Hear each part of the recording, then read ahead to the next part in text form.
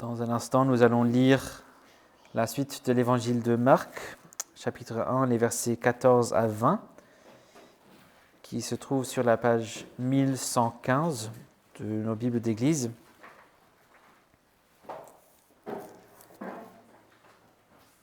Marc, chapitre 1, à partir du verset 14. Mais avant de lire, nous voulons prier pour demander l'aide de Dieu. Donc prions. Notre Dieu, notre Père, merci pour cette parole que l'Esprit Saint a inspirée pour notre bien, pour nous instruire, pour nous corriger, pour nous reprocher, pour nous conduire dans le sentier de la justice. Seigneur, nous prions que tu fasses cela exactement par la puissance de ton Esprit ce matin. Et pour cela, nous te prions que tu nous enseignes ce que nous ne savons pas, que tu nous donnes ce que nous n'avons pas, et que tu fasses de nous ce que nous ne sommes pas, par la puissance de l'Esprit, et à la gloire et au nom de Jésus-Christ. Amen. Donc nous lisons Marc chapitre 1, verset 14. Après que Jean eut été livré, Jésus alla dans la Galilée, il prêchait la bonne nouvelle de Dieu et disait « Le temps est accompli et le royaume de Dieu est proche. Repentez-vous et croyez à la bonne nouvelle. » En passant le long de la mer de Galilée, il vit Simon et André, frères de Simon, qui jetaient leurs filets dans la mer. En effet, ils étaient pêcheurs. Jésus leur dit « Suivez-moi et je vous ferai devenir pêcheurs d'hommes. » Aussitôt, ils laissèrent leurs filets et le suivirent. En allant un peu plus loin, il vit Jacques, fils de Zébédée, et Jean son frère, qui étaient aussi dans une barque et réparaient des filets. Aussitôt, il les appela. Ils laissèrent leur père Zébédée dans la barque avec ceux qui étaient employés, et ils le suivirent. L'herbe sèche, la fleur se fane, mais la parole de notre Dieu subsistera éternellement. Dans notre série de lectures dans Ecclésiaste, nous sommes arrivés tout à l'heure au chapitre qui est, comme j'ai dit, probablement le plus connu, le chapitre 3, qui liste des moments différents que nous vivons ici-bas. Un temps pour ceci, un temps pour cela. Il y a un moment pour tout, un temps pour toutes choses sous le ciel. Et dans le passage que nous regardons maintenant, dans Marc, il est aussi question de temps différents. Un temps pour ceci et un temps pour cela. Et le mot employé dans le grec ici, comme dans la traduction grecque de l'Ecclésiaste d'ailleurs, c'est le même mot pour temps, n'est pas le mot qu'on utiliserait pour dire tout simplement « il est l'heure », mais plutôt « le moment est arrivé ». Le moment convenu est arrivé. Et chaque personnage dans le texte ici arrive à un moment important. Mais nous verrons au fur et à mesure qu'il est aussi question ici d'un moment important pour chacun d'entre nous ce matin. Donc, préparons-nous pour découvrir cela. Regardons directement le texte alors. Et nous voyons dans un premier temps que pour Jean-Baptiste, avant c'était un temps pour prêcher la bonne nouvelle et pour préparer le chemin pour Jésus. Mais maintenant, verset 4, c'est le temps d'être livré. Marc ne nous dit rien de plus ici sur ce qui s'est passé. Tout simplement, Jean a été livré, il a été arrêté, mis en prison. Il se peut que ce mot « livré » reconnaît ou indique même la souveraineté de Dieu dans tout cela. Il a été livré. Marc ne nous dit pas plus pour l'instant, mais il va y revenir plus tard dans le livre pour le reste de l'histoire de Jean. Mais en tant que celui qui est venu pour préparer et ouvrir la voie pour Jésus, il nous donne un aperçu par son arrestation ce qui attend Jésus à l'autre bout de ce chemin droit qu'il a préparé. Et c'est justement dans ce sens-là que Marc va réemployer ce mot traduit livré, que l'on pourrait aussi traduire remis. Comme j'ai dit, Marc va compléter plus tard avec la mort injuste et horrible de Jean. Mais pour l'instant, on a juste cet aperçu de là où ce chemin va mener Jésus. Et on verra ce mot livré ou remis apparaître plusieurs fois, mais plus tard, ce sera pour parler de Jésus.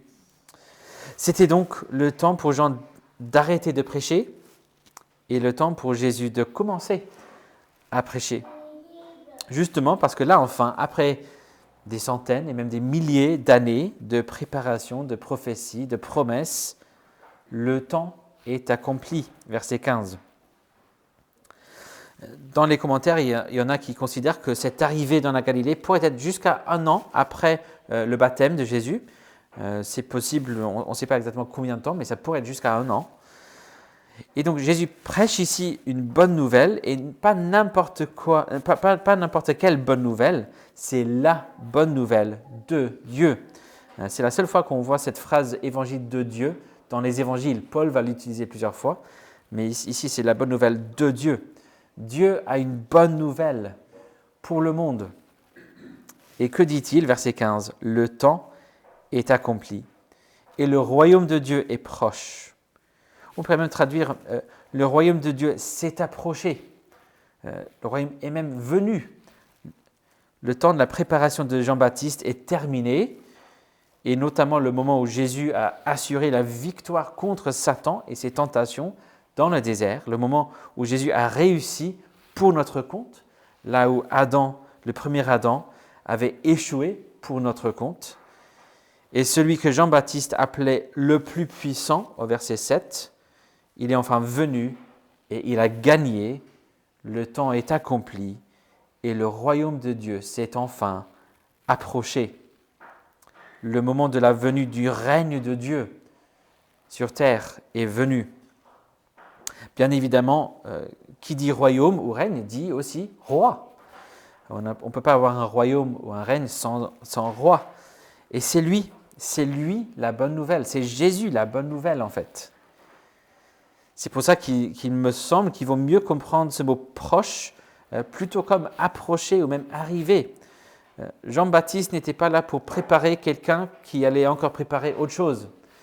Le royaume, le règne de Dieu est venu dans la personne du roi. Jésus, le Christ, le Fils de Dieu, comme il a dit au début. Le roi a gagné la bataille, le règne est venu. Il est donc le temps pour tous de se repentir. Le temps pour se repentir. On a vu, bien évidemment, qu'il était déjà le temps pour se repentir dans la prédication de Jean-Baptiste. C'est justement le ministère de Jean de recentrer l'attention du peuple sur cette question du péché, du besoin qu'a tout le monde de se repentir, faire demi-tour, arrêter de marcher dans le mauvais sens pour retrouver le bon chemin, retrouver la communion avec Dieu, trouver le pardon. Donc ça fait déjà un moment qu'il est temps de se repentir, mais là le message est clarifié, raffiné. On a su qu'il faut se détourner de ses péchés, mais maintenant on sait vers quoi il faut se tourner plus précisément, ou plutôt vers qui. Il faut croire la bonne nouvelle et non pas tout simplement être convaincu de la vérité de la bonne nouvelle, mais puisque la bonne nouvelle c'est le roi Jésus lui-même, se confier à lui. Tout miser sur lui, comme je disais la semaine dernière. Ces versets font penser à la déclaration du prophète Ésaïe, dans Ésaïe 52, verset 7, « Qu'ils sont beaux sur les montagnes, les pieds du messager de bonnes nouvelles, qui publie la paix, du messager de très bonnes nouvelles, qui publie le salut, qui dit à Sion, ton Dieu règne. Dieu est roi, le royaume de Dieu est venu. » Voici enfin la proclamation entendue, ton Dieu règne dans la personne de Jésus-Christ. J'ai dit au début de la série, il y a 2 semaines là, que Marc focalise sur des questions précises dans ce livre. On a 3 en particulier qui se posent tout au long du livre. La question de l'identité de Jésus, c'est qui ? De sa mission, que cherchait-il à faire ? et de son appel. Que veut-il de moi? Et si la semaine dernière, on a traité en particulier son identité et sa mission, voici quelques phrases qui se concentrent surtout sur son appel. Et puis on revient pour voir l'identité, la mission et l'appel encore une fois. Et l'appel ici, on ne pourrait pas trouver plus simple et clair, n'est-ce pas? Repentez-vous et croyez à la bonne nouvelle. C'est la repentance, changer d'attitude, faire demi-tour, et la foi, se confier entièrement à Jésus comme représentant victorieux et sauveur. Et puis pour ces 4 hommes, ces pécheurs, c'était le temps pour eux de suivre Jésus. C'était le temps pour eux de suivre Jésus. Jésus passe le long de la mer de Galilée. Galilée, c'était un énorme lac. Donc c'est pour ça qu'on l'appelle parfois un mer, parce que c'était vraiment un très grand lac, entouré de montagnes, dans un lieu très pittoresque apparemment, et très réputé pour ses poissons. Donc la pêche était l'un des secteurs économiques les plus importants dans la région, avec un niveau très important d'exportation. Donc il y avait des gens partout dans le monde qui voulaient des poissons de Galilée. Si on voit saumon de l'Écosse ou saumon de Norvège, on sait c'est le poisson qu'on veut. Si on voit saumon de n'importe où, on va peut-être chercher ailleurs. Mais si on voyait poisson de Galilée, on savait là que c'était de très bonne qualité. Et même dans les pays assez lointains, les gens cherchaient des poissons de Galilée. Et comme j'ai mentionné tout à l'heure, il est possible qu'il s'agisse même d'1 an plus tard que le baptême. Il y a quelques commentateurs qui pensent que ces disciples ne connaissaient pas du tout Jésus à ce moment-là. Par contre, il me semble que cette idée mettrait Marc en désaccord avec les autres évangiles, surtout Jean, par exemple. Donc Jean nous rapporte comment ces 4 hommes ont rencontré Jésus, et c'est assez différent. Donc ça, c'était probablement entre-temps, et ce qu'on voit ici, c'est un peu plus tard. Je ne saurais pas dire combien de temps, mais c'est probablement plus tard. Donc ils connaissent déjà Jésus, ils sont déjà convaincus qu'il est au moins quelqu'un de très important, qu'il est quelqu'un qui ça vaut le coup de prêter attention à lui. Et Jésus voit d'abord Simon et son frère André, et bien sûr il s'agit de Simon qui plus tard sera connu plutôt par un autre prénom, c'est-à-dire Pierre, et c'était probablement lui la source principale pour Marc.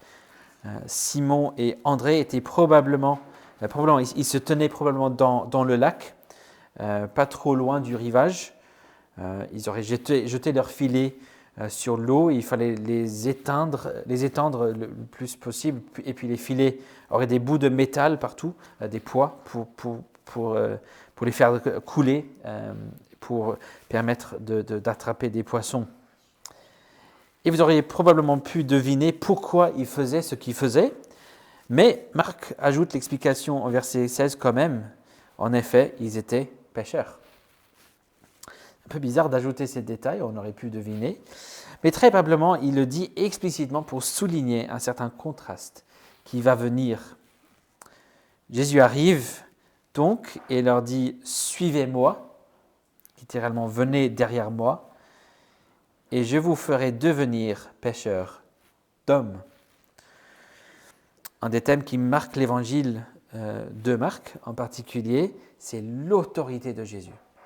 Il a une autorité impressionnante. Et Jésus vient, il dit « Venez derrière moi, suivez-moi ». Et ils viennent. On a déjà vu qu'il a un message, que Jésus a un message bien fort. Mais ici, on peut voir cette autorité à l'œuvre. Verset 18, « Aussitôt, ils laissèrent leur filet et le suivirent ». Ce mot « aussitôt », c'est le mot répété partout dans Marc, immédiatement, directement. Il est sur le chemin droit. Ces hommes quittent leur filet, malgré le fait qu'ils sont, comme Marc a souligné, des pêcheurs.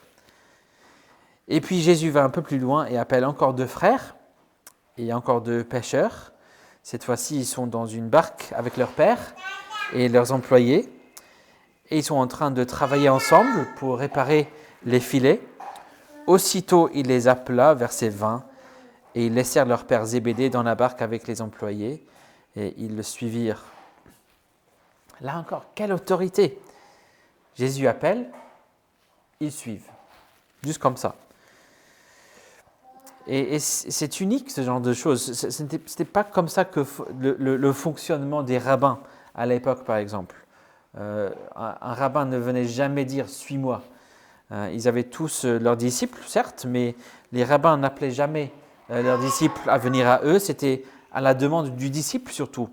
Et puis après quelques épreuves pour mériter cet honneur de suivre ce rabbin.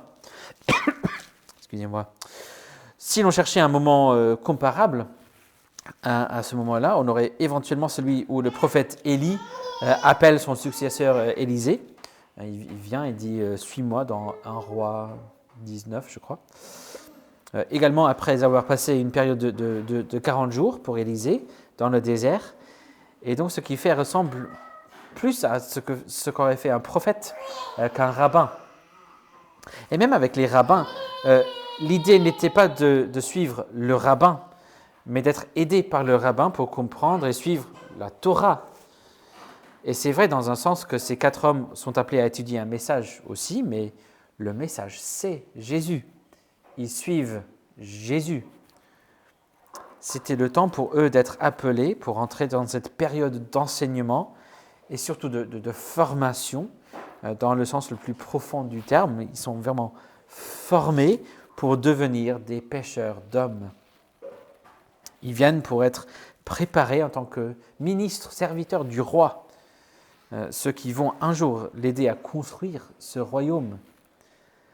C'est-à-dire, Jésus va les préparer pour devenir ses apôtres, ceux qui, comme dit Paul, intégreront le fondement de l'Église avec les prophètes.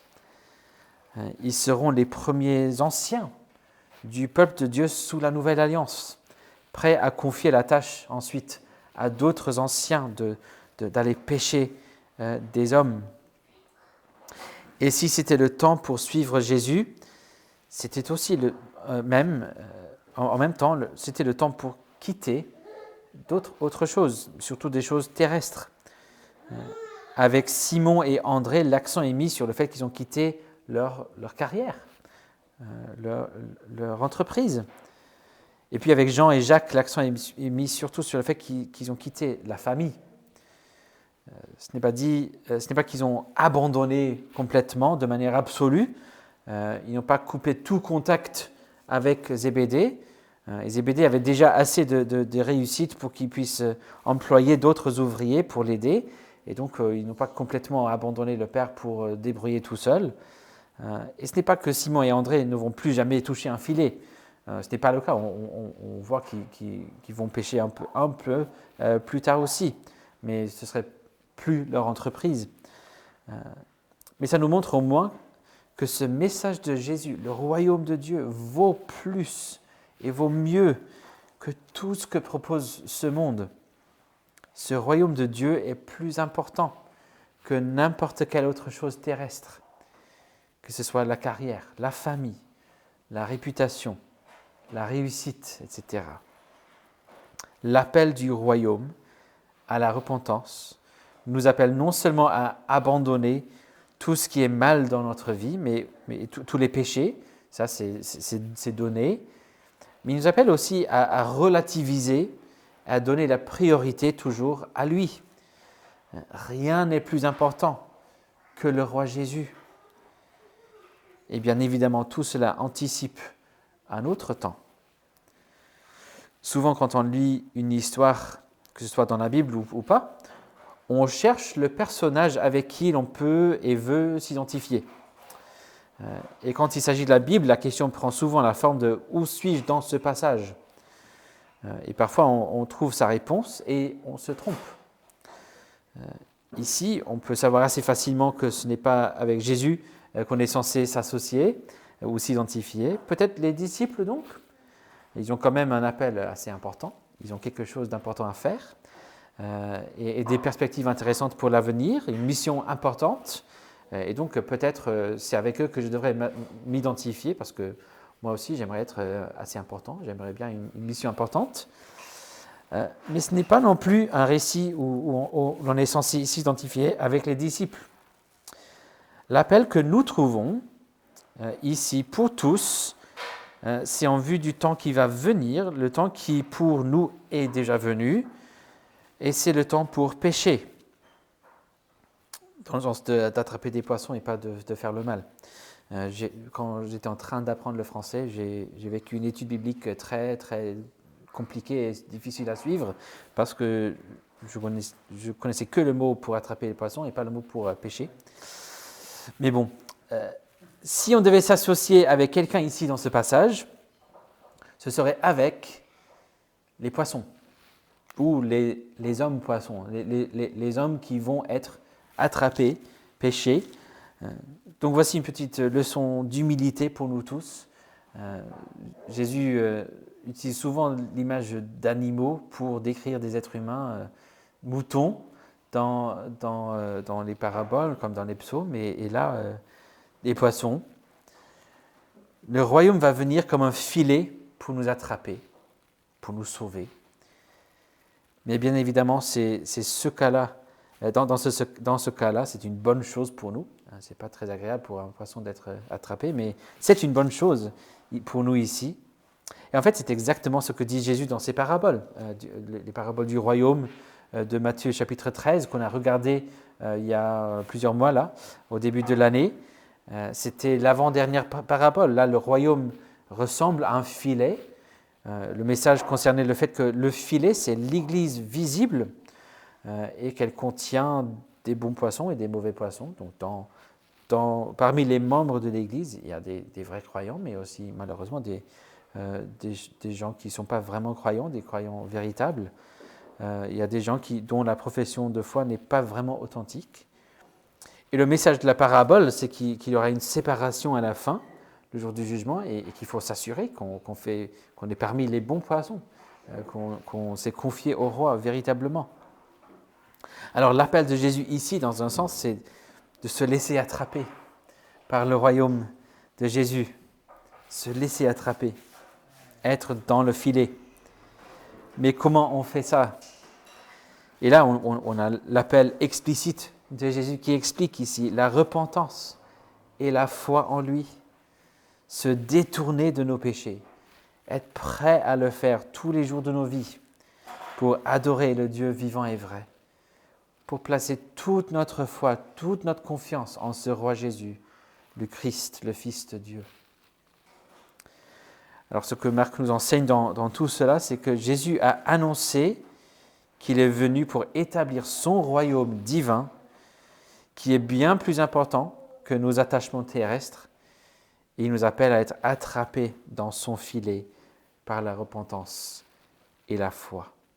Jésus a annoncé qu'il est venu pour établir son royaume divin, qui est bien plus important que nos attachements terrestres, et il nous appelle à être attrapés dans son filet par la repentance et la foi. Jésus va construire son Église et il nous appelle à venir à en faire partie, à venir à lui. Toutes les choses terrestres qui vous donnent une certaine identité, un certain statut dans le monde, que ce soit votre métier, votre famille, vos études, le nombre d'amis que vous avez, ou même le nombre d'amis ou de likes sur tel ou tel réseau social que vous avez, Jésus vous appelle, et vous appelle tout le monde à quitter tout cela, à ne plus dépendre de ces choses-là pour avoir un statut, une identité dans le monde. Travaillez, oui. Aimez vos proches, oui. Mais sachez que tout cela n'est rien à comparer avec ce à quoi Jésus vous appelle ici. C'est un appel à venir trouver auprès de Jésus tout dont on a vraiment besoin. Un appel à venir se soumettre à ce roi. Peut-être vous vous dites, moi je suis tranquille, ça fait un bon moment que je suis converti, je suis chrétien, je suis dans le filet, je suis membre de cette église ou de telle église, tout va bien. Et c'est bien. Mais on a constamment des choses dans la vie auxquelles on donne trop d'importance. Des choses qui deviennent plus importantes que Jésus dans nos cœurs. Et l'appel à se repentir est là, constamment. C'est une œuvre pour toute la vie. On n'est peut-être pas prêt à l'avouer, Mais c'est pour ça que cette parole nous est adressée ce matin. Pour que nous faisions face à nos péchés, aux idoles de nos cœurs. Je crois l'avoir partagé il y a quelques mois, mais une question qui peut nous aider à voir ce qui prime sur Jésus dans nos cœurs, que j'ai trouvé utile par le passé, c'est « À quoi pensez-vous lorsque vous n'avez rien à penser ?» À quoi pensez-vous lorsque vous n'avez rien à penser ? Quand il n'y a rien qui vient demander notre attention, quand vous êtes dans le train, sous la douche, dans une queue très très longue, vous êtes dans la braderie et vous avez encore 10 minutes pour traverser quelques mètres. Quand vous prenez juste 5 minutes de pause, qu'est-ce qui vous vient à l'esprit ? Qu'est-ce qui occupe votre esprit ? Voilà une façon de voir les choses qui priment sur Jésus dans nos cœurs chaque jour. Pas forcément des choses qu'il faudrait abandonner absolument. Parfois, ce sont des bonnes choses et des vraies responsabilités. Et il ne faut pas abandonner les responsabilités. Mais ce seront des choses qu'il faudrait placer dans leur juste place, sous la seigneurie, sous l'importance, sous la valeur du roi Jésus.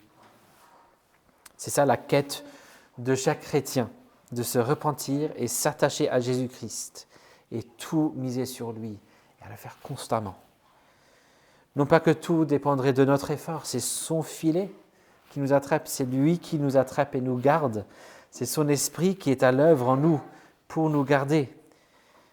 Mais voici la réponse que nous devons. Non pas de se contenter d'être dans le filet, mais d'assurer que notre foi est placée entièrement en Jésus-Christ, par la grâce et par la puissance de l'Esprit.